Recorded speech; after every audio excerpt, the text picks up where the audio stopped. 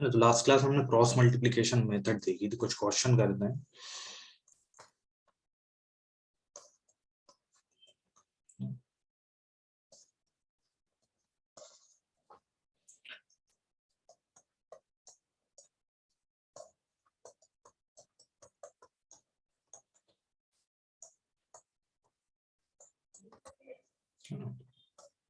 जैसे let's say हमें कोई pair of linear equations given है 2x plus y equal to 5 and 3x plus 2y equal to 8। ठीक है, हमें सॉल्व करना है by using cross multiplication method. Cross multiplication method मतलब सॉल्व मतलब we have to find the value of x and y। x और y की हमें क्या करनी है, वैल्यूज। अच्छा, सब क्या क्या स्टेप्स थी क्रॉस मल्टीप्लिकेशन मेथड में? सबसे पहले हम क्या करेंगे, given pair of linear equations को स्टैंडर्ड फॉर्म में लिखेंगे, है ना।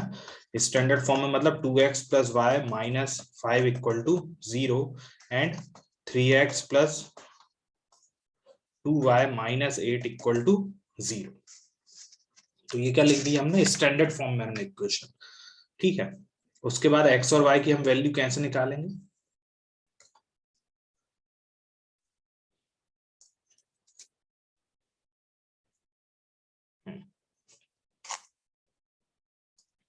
है ना, हम क्या करेंगे, डायग्राम की हेल्प लेंगे, x y एंड 1, है ना।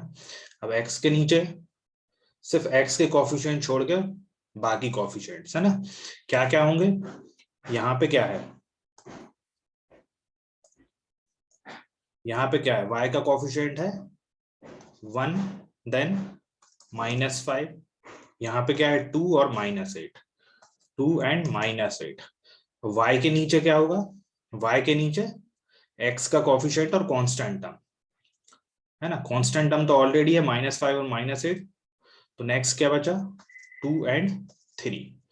1 के नीचे क्या, कांस्टेंट टर्म छोड़ के जो x और y के कोफिशिएंट, x का कोफिशिएंट ऑलरेडी है 2 एंड 3, नेक्स्ट क्या बचा 1 एंड 2 जो कि क्या है y के कोफिशिएंट्स। अब क्या करना है, सीधा इन्हें क्रॉस मल्टीप्लाई करके हम x और y की वैल्यू क्या करेंगे, कैलकुलेट करेंगे। हाँ, क्या क्या मिलेगा यहाँ से हमें मिलेगा x upon -8 into 1 -2 into -5 equal to y upon -5 into 3 minus of 8 into 2 equal to 1 upon 2 into 2 -3 into 1। तो क्या आ गया, x अपॉन ये हो गया -8 plus 10 equal to y upon -15, ये minus minus plus plus 16 equal to 1 upon 4 -3। तो मुझे क्या मिल गया, x upon 2 equal to y upon 1 equal to 1 upon 1, है ना। तो यहां से मैं क्या करूंगा, एक तो किस किस को इक्वेट करूंगा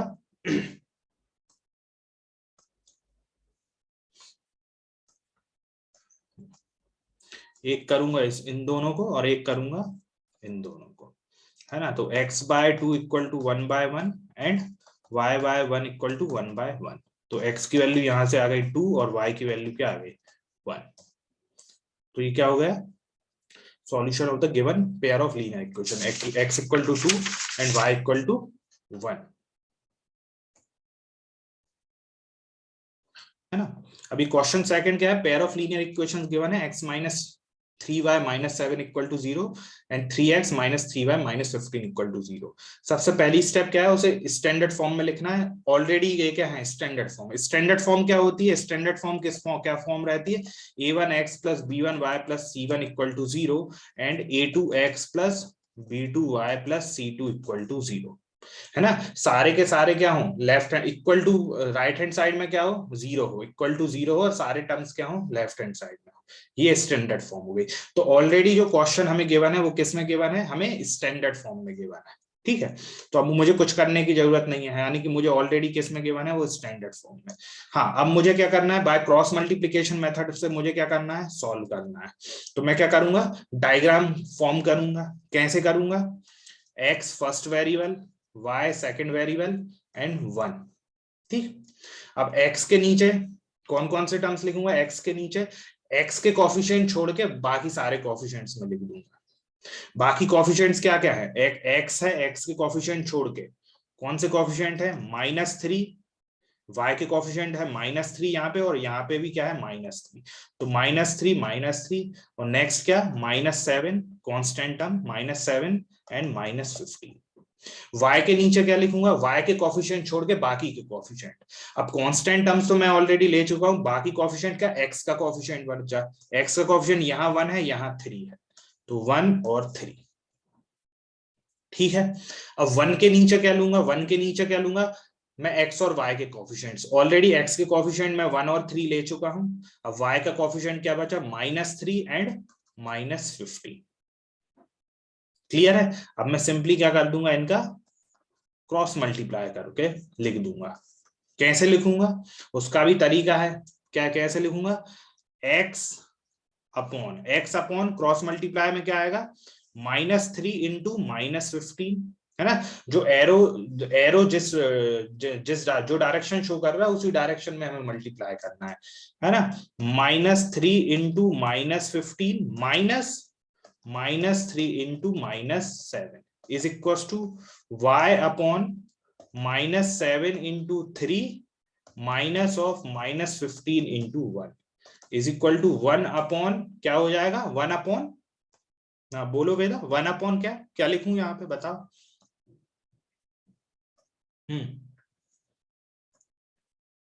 बताओ sir -15 into 1, -15 into 1 -3 into -3। -3 into -3, बहुत बढ़िया, है ना। तो यहां से हम मैं सॉल्व करूंगा तो क्या मिलेगा, x अपॉन -3 इंटू -15 होगा +45, और यहाँ पे क्या होगा, -21, है ना, माइनस माइनस प्लस और एक और माइनस, तो माइनस y अपॉन -7 इंटू 3 -21, और यहाँ पे होगा +15 इज इक्वल टू क्या होगा, 1 अपॉन -15, और ये हो जाएगा +9। तो यहां से आ गया x अपॉन क्या आ गया, ये हो जाएगा 4, और ये होगा 224। यहां से क्या होगा, -21 + 15 6, और ये हो जाएगा 1/6 -6। ठीक, ये आ गया। अब मुझे x और y की वैल्यू निकालनी है, x और y की वैल्यू निकालनी है, मैं कैसे निकालूंगा, मैं इन दोनों को इक्वेट करूंगा, यहां से x आ जाएगा, और इन दोनों को इक्वेट करूंगा तो यहां से क्या आ जाएगा, y आ जाएगा। यानी कि x upon 24 is equal to 1 upon -6 and y upon 6 equal to 1 upon -6। तो यहां से क्या आ गया, x इक्वल टू 24 अपॉन -6, तो ये आ गया x इक्वल टू -4, और यहां से y इक्वल टू 6 अपॉन -6, तो y आ गया मेरा -1। तो ये हमारी क्या है, x और y की वैल्यू आ गई। कुछ गलती तो नहीं की ना हमने, कुछ कैलकुलेशन मिस्टेक हो गई क्या, x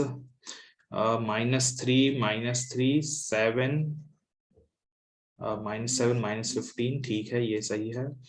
देन -7 -15 y, ओके 1 3 ये भी सही है। फिर यहाँ से 1 और 3 कांस्टेंट टर्म्स -3। अच्छा, एक यहाँ पे क्या गलती हो गई है, इसलिए यहाँ पे देखो, यहाँ पे तुमने भी मुझे बताया नहीं। अब हम जो 1 के नीचे जो ले रहे हैं, 1 के नीचे क्या लेंगे, 1 के नीचे 1 1 कहाँ से लिया है, कांस्टेंट टर्म्स में से, तो हमें x और y के कोफिशिएंट्स, x के कोफिशिएंट क्या है, ऑलरेडी 1 और 3 है, y के कोफिशिएंट -3, और यहाँ पे भी ये -3 आएगा, -15 नहीं आएगा, है ना। तो यहाँ पे ये गलती हो गई है, तो यहाँ पे हमें सुधारनी पड़ेगी गलती, मतलब ये यहाँ पे क्या आएगा, माइनस, हाँ ये हो जाएगा, ये हो जाएगा -3, है ना, -3 होगा।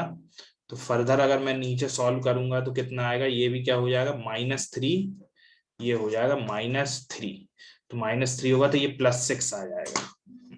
ठीक, तो ये +6 आएगा, तो फिर मैं क्या, ये भी +6 होगा, ये भी +6 होगा, ये +6, ये +6, तो ये हो जाएगा +4 एंड +1,